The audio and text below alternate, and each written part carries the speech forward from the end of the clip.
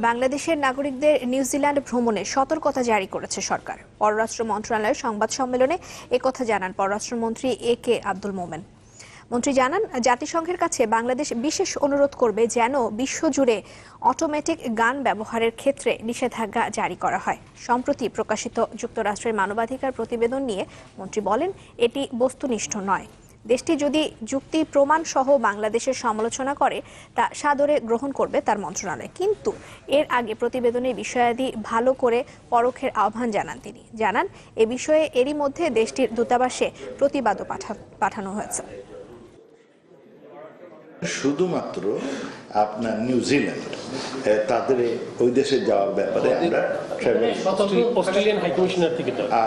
Australian high commission থেকে আমরা দিয়েছি, সেটা যে ওই দেশে যেতে গেলে আপনারা একটু সতর্কতা অবলম্বন করবেন। তারা বিভিন্ন মাধ্যম থেকে তথ্য সংগ্রহ করে দিয়েছেন, কিন্তু সেগুলো কতটুকু অবজেক্টিভ তারা সেটা বিশ্লেষণ করেন নাই।